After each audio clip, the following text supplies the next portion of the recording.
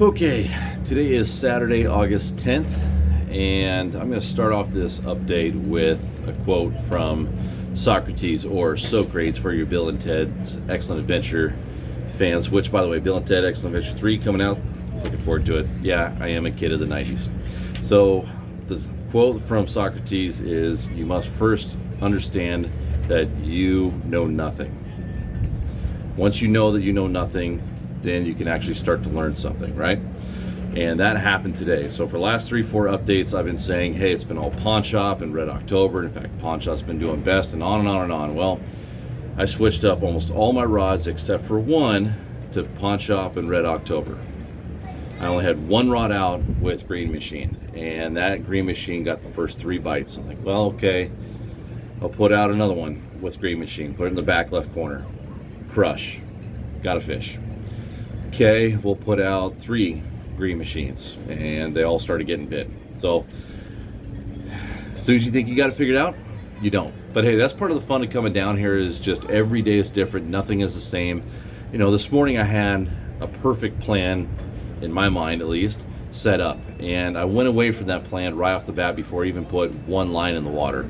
What I ended up doing was, my plan was to run all the way down towards Clatsop Spit and fish really low in the system, since we're going to be right at the bottom of the tide first thing in the morning. Well, as I was running down, my water temp started to drop, and I like to see a little bit higher water temperature. You know, I've been catching most of my fish in that 68 to 70 degree range, and get all the way down there, and I see a rip. It's where the ocean water is starting to push back against it, and it's starting to come back in. And I went, oh man, between that and the water temperature, I need to get back further upriver. So I whipped around before we even put a line in the water, went back upriver, dumped in, put our lines in, and where I was planning on fishing first thing this morning, I get a phone call about 45 minutes later. Hey, were you there? That was a really good bite. Figures, right? So this morning was an absolute chaotic mess for me. I could not get these fish figured out. I was getting my butt handed to me. All my buddies were catching fish. Every time I was calling guys like, yeah, we just had another 3 or 4 grabs, and I'm right next to them. Cannot get bit. Driving me absolutely nuts.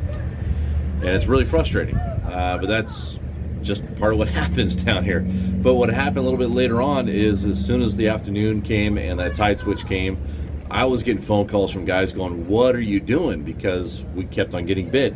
We had 3-4 bites in like 5 minutes. We killed 3 fish in a pass and a half. It was good. It was really good. And then poof, they disappeared. And that's kind of been the story of this fishery as a whole, not just in the river, but even out in the ocean. It's been these little tiny micro bites. So the bite that was going on this morning over on the Washington side, it was crazy. Like, everyone's like, yeah, hey, we're whacking them, it's going great. And I'm driving up and down the line of boats. I see one net.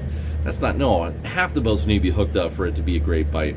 But I'm talking to these guys, and they're getting 3, 4, 5, 6 bites a pass. I'm just not seeing it. I'm not seeing it. So it's these little tiny groups of fish that just go nuts, and you just get a lot of bites in a short amount of time. And that is exactly what happened to us this afternoon. We got on a nice group of fish, and it was bang, bang, bang, bang, bang, and then poof, gone. And everyone's looking again.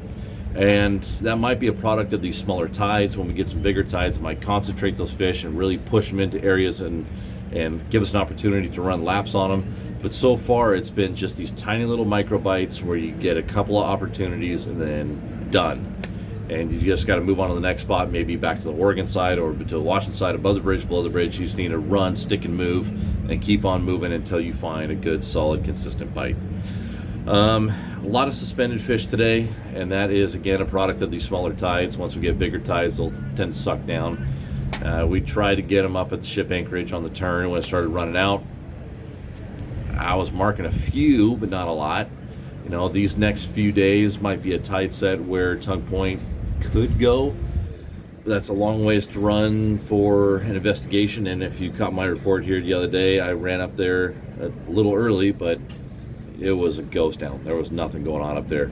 It seemed like most of the fish are hanging from bridge below, but there were a lot of fish caught up at Shipwreck, and there were a handful of fish caught up above the bridge on the Oregon side too at the turn on the beginning of the outgoing tide. So tomorrow's a new day. Tides are growing. These fish are going to be moving, and they should be on their way up there for you guys fishing out of the Cowlitz, Rocky Point, all the way on up towards Bonneville. So your first shot of Chinook should be coming here in the next week, because these tides are growing. Those fish will tend to funnel up and start to make their way upriver. So for you guys fishing upriver, be ready.